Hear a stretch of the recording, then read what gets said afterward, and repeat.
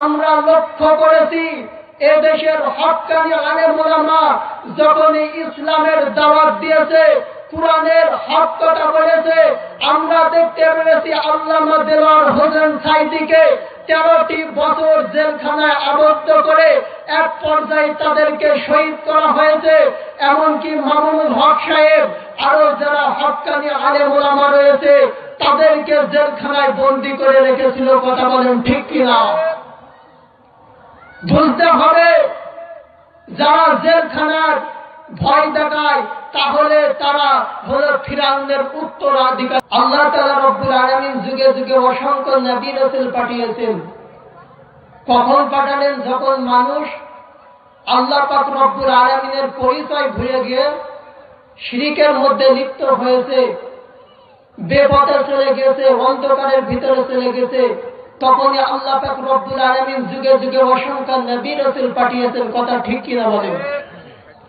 যখনই নবী রাসূলগণ দুনিয়াতে এসে আল্লাহ পাক রব্বুল আলামিনের তাওহীদের দাওয়াত দিয়েছেন, 3 শ্রেণীর বাধার সম্মুখীন হয়েছে। বলেন কয় শ্রেণীর? 3 শ্রেণীর। 1 নম্বরে যখন নবী রাসূলগণ দ্বীনের দাওয়াত দিয়েছেন, বাধা দিয়েছে রাষ্ট্রশক্তি। কোন শক্তি বলেন? রাষ্ট্রশক্তি।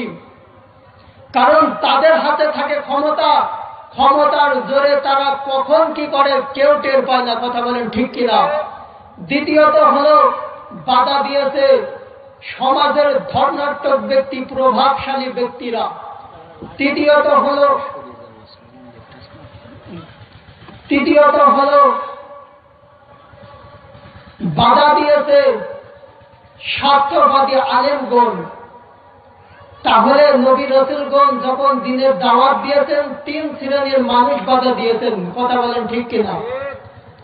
সম্মানিত প্রিয় হাজিরিন, আল্লাহ তাআলা রব্বুল আলামিন পবিত্র কোরআনুল কারীমে বলেন, ওয়ালাকাদ আরসালনা মূসা বিআয়াতিনা ইলা ফিরআউনা ওয়া মালাইহি ফাকালা ইন্নী রাসূলু রাব্বিল আলামিন। জোরে জোরে বলুন আল্লাহু আকবার। আল্লাহ তাআলা রব্বুল আলামিন বললেন, ওগো মূসা পয়গম্বর, চলে যাও ফিরআউনের নিকট, যে আমি আল্লাহ পাক রব্বুল আলামিনের তাওহীদের দাওয়াত দিতে থাকো, ইসলামের দাওয়াত দিতে থাকো। আল্লাহ তাআলা রব্বুল আলামিনের হুকুমে চলে গেলেন মূসা পয়গম্বর, যে বললেন, ফাকালা ইন্নী রাসূলু রাব্বিল আলামিন। ওগো ফিরআউন, বিশ্ব জাহানের প্রতিপালক যে রব, সেই রবের পক্ষ থেকে আমি মূসা পয়গম্বর হলাম, আল্লাহ পাক রব্বুল আলামিনের প্রেরিত রাসূল। ফিরআউন বলল, বিশ্ব জাহানের প্রতিপালক আবার কে? তখন মূসা পয়গম্বর এক বাক্যে এক স্বরে বললেন, রব্বুকুম ওয়া রব্বু আবাইকুমুল আউয়ালিন। তোমার রব, আমার রব, ইতিপূর্বে যত মানুষ এসেছে এবং বিদায় নিয়ে চলে গেছেন, তাদের রব হলো বিশ্বজাহানের প্রতিপালক। সম্মানিত প্রিয় হাজিরিন, এখানে বুঝতে হবে নবী রাসূলগণ তারা দ্বীনের দাওয়াত দিয়েছেন, কি দাওয়াত দিয়েছেন তারা বুঝতে পারতেন। আর কাফের মুশরিকরা তারা বুঝতে পারত নবী রাসূলগণ কিসের দাওয়াত দিয়েছেন। সম্মানিত প্রিয় হাজিরিন, ফিরআউন বলল, বিশ্ব জাহানের প্রতিপালক সেই তো আল্লাহ, তিনি শুধু সৃষ্টিকর্তা নয়, রিজিকদাতা নয়, তিনি হুকুমদাতা, বিধানদাতাও বটে। কথা ঠিক কিনা বলেন? তিনি বুঝতে পেরেছিলেন শুধু সৃষ্টিকর্তা আর রিজিকদাতা নয়, বড় হুকুমদাতা আর বিধানদাতা। আমি মিশরের এত বড় বাদশাহ, আমি যদি আল্লাহর তাওহীদকে মেনে নিই তাহলে নতুন নতুন হুকুম আর বিধান মানতে পারবো না। ফিরআউন রেগে গেল, খেপে গেল।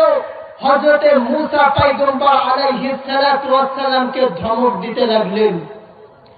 সম্মানিত প্রিয় হাজিরিন, ফিরাউন বলল, লা ইন ইত্তাখাযতা ইলাহান গায়রাহু লা আজআলান্নাকা মিনাল মাসজুনিন।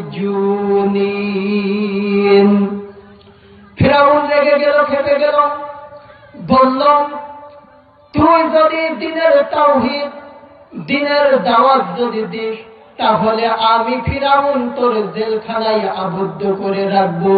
সকলে বলেন নাউজুবিল্লাহ। তাহলে বুঝতে হবে আমাদেরকে, যারা দ্বীনের বাধা দেয়, ইসলামের বাধা দেয়, মনে রাখতে হবে আমাদেরকে, আমরা লক্ষ্য করেছি এদেশের হক্কানি আলেম ওলামা যখনই ইসলামের দাওয়াত দিয়েছে, কুরআনের হক কথা বলেছে, আমরা দেখতে পেরেছি আল্লামা দেওয়ার হোসেন সাইদিকে 13টি বছর জেলখানায় আবদ্ধ করে এক পর্যায়ে তাদেরকে শহীদ করা হয়েছে। এমনকি মামুনুল হক সাহেব আরো যারা হক্কানি আলেম ওলামা রয়েছে তাদেরকে জেলখানায় বন্দী করে রেখেছিল। কথা বলেন ঠিক কিনা? বুঝতে হবে, যারা জেলখানার ভয় দেখায় তাহলে তারা হলো ফিরাউনের উত্তরাধিকার। কথা বলেন ঠিক কিনা? সম্মানিত প্রিয় হাজিরিন, ফিরাউন বলল, এতক্ষণ আমি মনে করছিলাম তুই তো আল্লাহর রাসূল, কিন্তু এখন আমি বুঝতে পেরেছি তুই মুসা হলে একজন পাগল। সকলে বলুন নাউজুবিল্লাহ। ফিরাউন বলল, তুই যে আল্লাহর রাসূলের প্রমাণ কি? হযরতে মুসা পয়গম্বর আলাইহিস সালাতু ওয়াস সালাম তিনার ডান হাত বগলের নিচে যখন দিলেন, আল্লাহ পাক রব্বুল আলামিন তার হাতে এমন নূর দিলেন, বের করার সাথে সাথে তার হাতটা নূরে নূরান্বিত হয়ে গেল।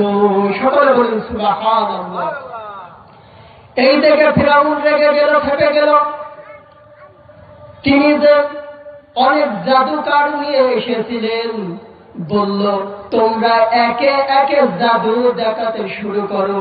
যেহেতু মুসা তো একজন সাহের, মুসা তো জাদুকর, এই মুসাকে আমরা হারিয়ে দিব।